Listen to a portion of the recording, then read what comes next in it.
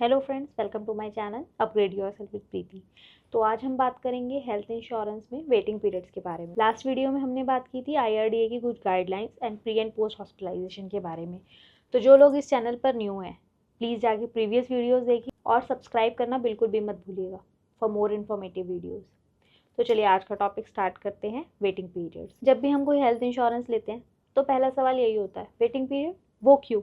हम तो पूरा प्रीमियम पे कर रहे हैं, तो हम क्यों वेटिंग पीरियड सर्व करेंगे? देखिए, वेटिंग पीरियड होते हैं 3 टाइप्स के और हर एक वेटिंग पीरियड का एक लॉजिकल रीज़न है। पहला वेटिंग पीरियड है इनिशियल वेटिंग पीरियड।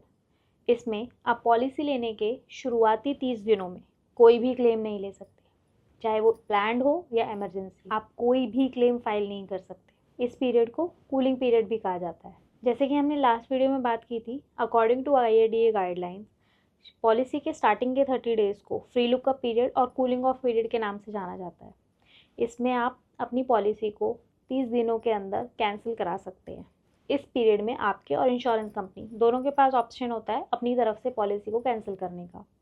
इसीलिए इस बीच में कोई भी क्लेम को एंटरटेन नहीं किया जाता। इन केस आपने पॉलिसी ले ली अपने किसी भी एजेंट के सजेशन पे, बट जब पॉलिसी कॉपी आपको मिली तो आप किसी भी टर्म से या किसी भी क्लॉज से सेटिस्फाई नहीं है, तो आप उस पॉलिसी को उसी टाइम पे कैंसिल कर सकते हैं।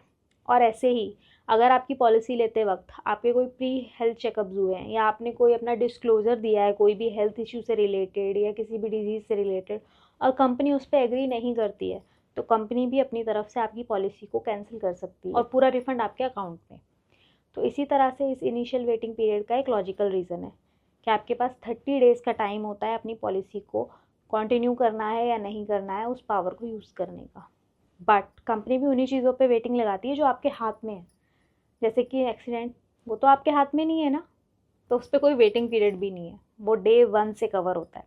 अब एक्सीडेंट अपने आप में एक बहुत बड़ा टॉपिक है, तो उसको हम अभी यहीं पे छोड़ते हैं। उसके लिए मैं नेक्स्ट वीडियो बनाऊंगी।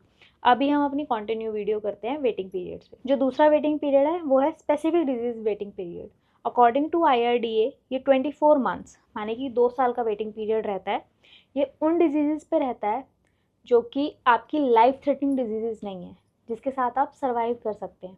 According to IRDA specific disease की एक लिस्ट है, उसको आप आईआरडीए की वेबसाइट पर जाके भी चेक कर सकते हैं या आपकी पॉलिसी कॉपी में भी मेंशन होती हैं। आप अपनी कंपनी, जो भी आपकी इंश्योरेंस कंपनी है, उनकी वेबसाइट पे भी चेक कर सकते हैं। और अगर आप किसी एजेंट के थ्रू पॉलिसी ले रहे हैं तो आप अपने एजेंट से वो लिस्ट मांग सकते हैं। स्पेसिफिक डिजीज़ की लिस्ट में वो डिजीज़ आती हैं जिनसे आपकी जान को कोई खतरा नहीं है, जिसके साथ आप इजीली सर्वाइव कर सकते हैं, like stone, appendix, hernia, cataract. इनसे आपकी लाइफ को कोई खतरा नहीं होता, आप इजीली 2 साल निकाल सकते हैं।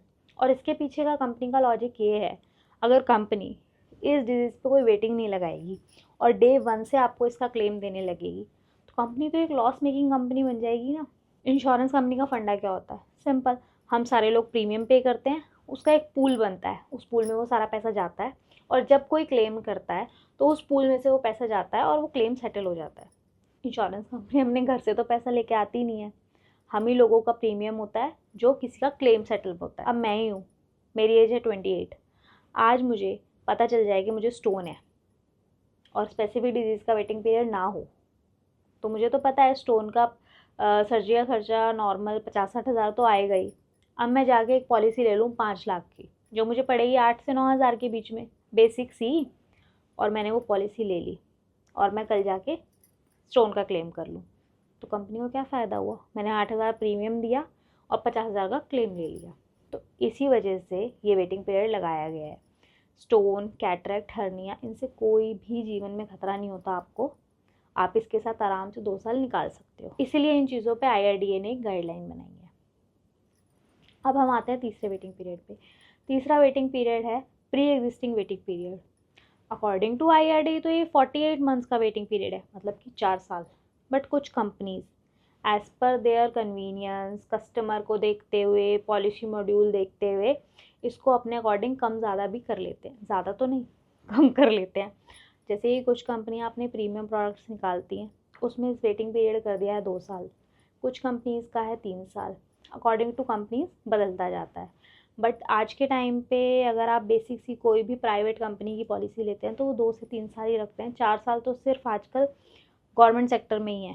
अगर आप किसी गवर्नमेंट कंपनी का ही हेल्थ इंश्योरेंस लेंगे तो ही 4 साल मिलेगा, वरना हर प्राइवेट सेक्टर कंपनी आजकल 2 या 3 साल में ही इसको सेटल कर लेती है।